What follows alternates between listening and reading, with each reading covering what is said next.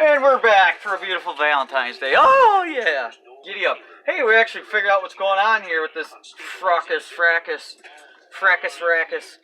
We got issues with our little tiny bebopping button down here. Yeah. You see, right there. See that little switch right there? That switch, you hold it.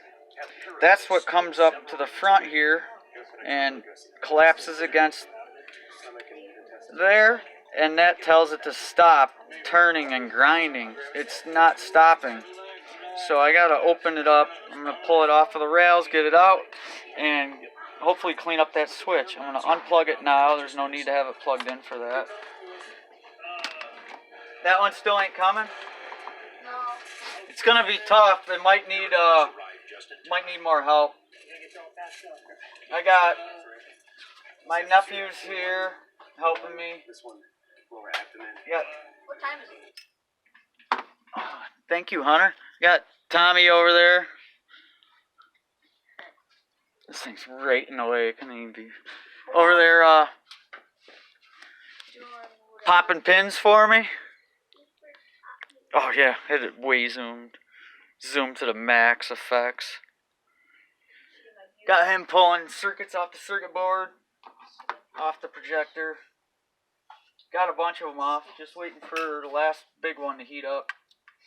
Okay, here's this, is loose. Can I slide it? I'll pull this end off. You see here I got the tray. Hunter, I need you to clean this up. I just need you to... What I'll have you do is just,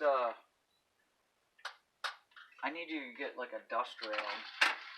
Something. I'll think of something. Give me a minute. I gotta think of something to clean it up.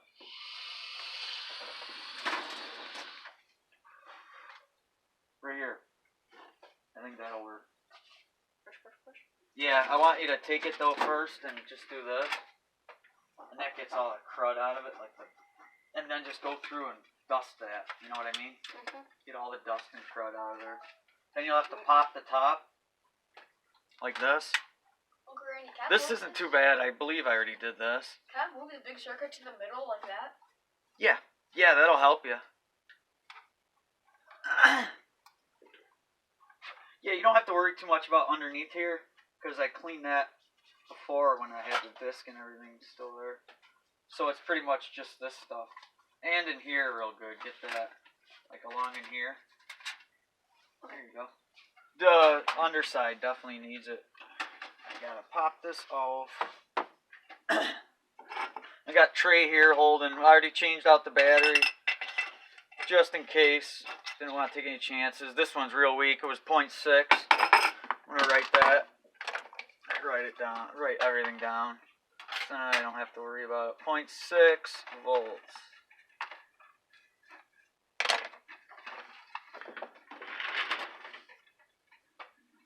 Dead on the battery pile. The battery will make it do. If the battery's weak, it'll make it do some wacky things. But all it is a 2032 3-volt lithium battery, not lithium ion, lithium.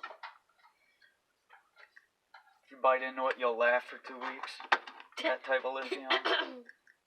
Okay, this is the back one. The back and the front don't matter, but I am keeping them separate over here in my tray of trays. So here's the rod. Now this is going to have, this doesn't need to come out, so if it'll stay, it'll stay. I need to be careful with the flex here. You can see this does come out. These are very tricky. I'm going to get my spectacles on so I can really see good what I'm doing, because you got to flip the panel in the back of it to release the pressure to be able to pull it out. Actually, this one you don't. You got to push it back. You got to get a hold of it. And, hey guys, I found the tuning capacitors for this.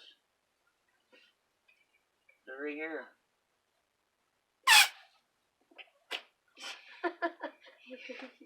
Boy, that sucker's tight.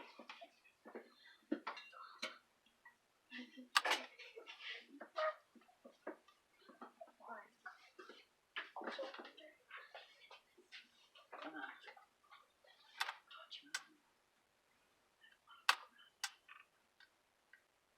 Looks like I've had it off once already.